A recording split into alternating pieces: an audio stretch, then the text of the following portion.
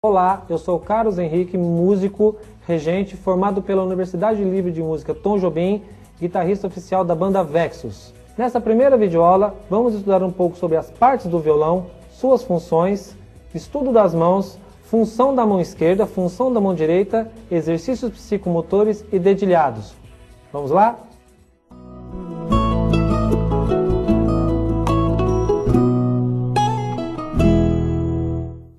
Vamos começar essa primeira aula falando um pouco do violão em si, das partes do violão, para que a gente conheça um pouco mais do nosso instrumento.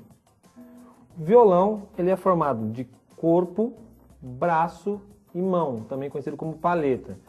O corpo, ou bojo, como também é conhecido, ele é formado pelo tampo, que é a frente, pelo fundo, a parte de trás, a lateral, também conhecida como faixa, a boca do violão, onde as cordas vibram na frente e ressoam dentro do corpo. Essa arte, esse desenho que tem em volta da boca é conhecido como mosaico. Temos o cavalete e o rastilho, por onde as cordas são presas e passam sobre o braço do instrumento. O braço é formado da parte de trás do próprio braço. Essa madeira da frente, onde digitamos as notas, é conhecida como trasteira ou escala. Os filetes de metal que dividem as casas do instrumento, dando cada nota da escala temperada do instrumento, é conhecido como trastes.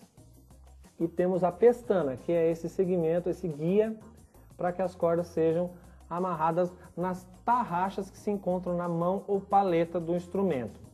O sistema de som do violão funciona da seguinte forma: as cordas são amarradas de um jeito técnico no cavalete, passa pelo braço do instrumento, cada corda é guiada por um filetinho na pestana presa na sua determinada tarraxa. Quando você toca o instrumento, a vibração da corda ressoa na boca do violão e amplifica em toda a caixa do instrumento.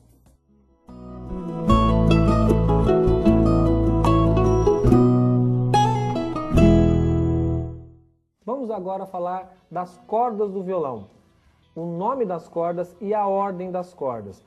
As cordas soltas emitem uma determinada nota que já faz parte da escala do instrumento. Então, para a gente conhecer um pouco mais sobre as cordas. As cordas são numeradas da mais aguda para a mais grave. No caso do instrumento do violão, a primeira corda é a de baixo, a sexta corda a de cima. A mais aguda é a corda Mi, primeira corda Mi. A segunda corda do instrumento, corda Si. Terceira corda do instrumento, corda Sol. Quarta corda, corda Ré. Quinta corda, corda Lá. E a sexta corda também se chama Mi, como a primeira. Então nós temos a ordem das cordas de baixo para cima no instrumento, da mais aguda para a mais grave. Primeira, segunda, terceira, quarta, quinta, sexta. E seus nomes? Mi, Si, Sol, Ré, Lá e Mi.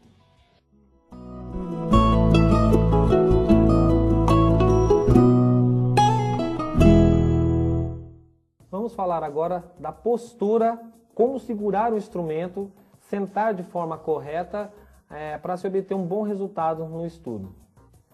Em relação à postura com o violão, nós temos três posturas básicas para estudo: a postura clássica, a postura moderna e a postura flamenca.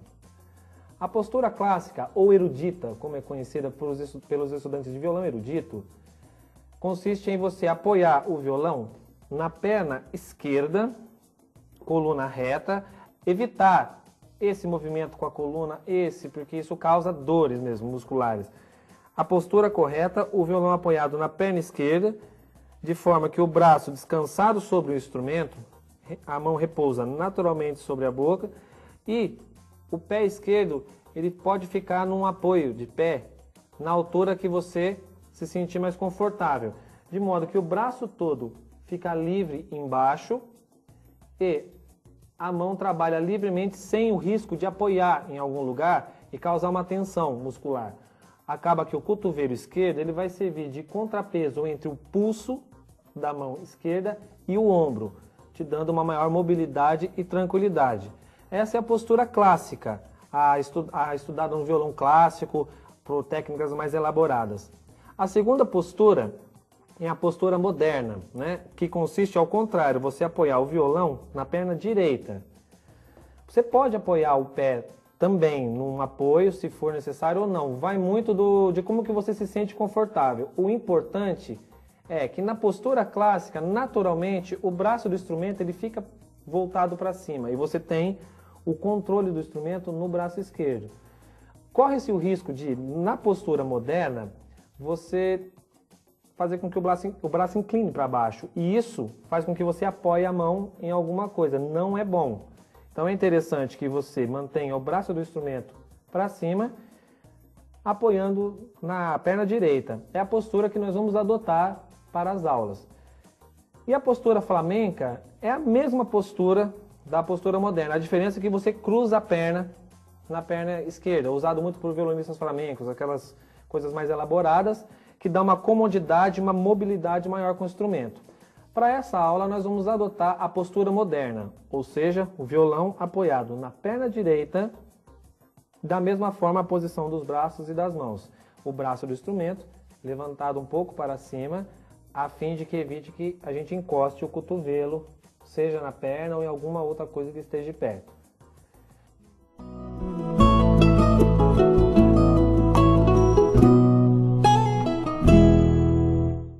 Vamos agora fazer um estudo das mãos, para que a gente possa entender a representação gráfica das técnicas, dos acordes, enfim, de tudo que a gente for estudar a partir de agora.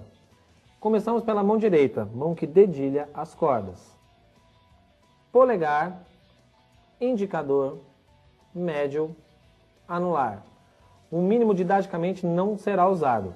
Então, a abreviatura será P para polegar, I para indicador, M para médio, A para anular. P, I, M, A. Agora a mão esquerda, mão que digita os acordes, digita as notas. Polegar, que vai atuar na parte de trás do braço, de forma cômoda, tranquila, sem tensão, em postura reta. E dedos 1, 2, 3, 4. A combinação de exercícios usando 1, 2, 3, 4, seja em acordes ou em qualquer outro exercício, combinado com o polegar, indicador, médio, anular, resulta na execução de cada exercício que será estudado daqui em diante.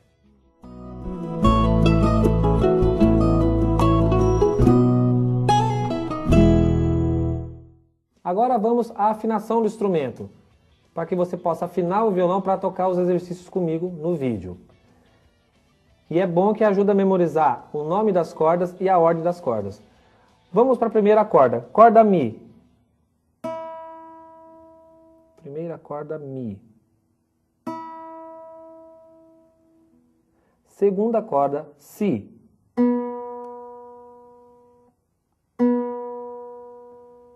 Terceira corda, Sol.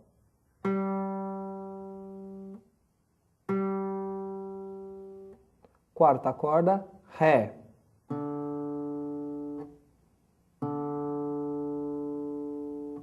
Quinta corda, Lá.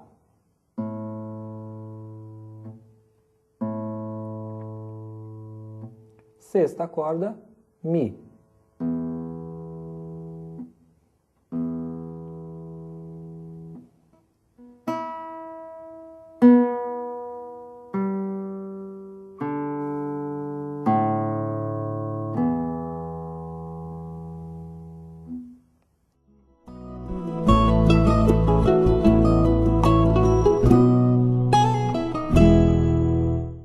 Agora vamos começar com exercícios, a parte prática mesmo do violão.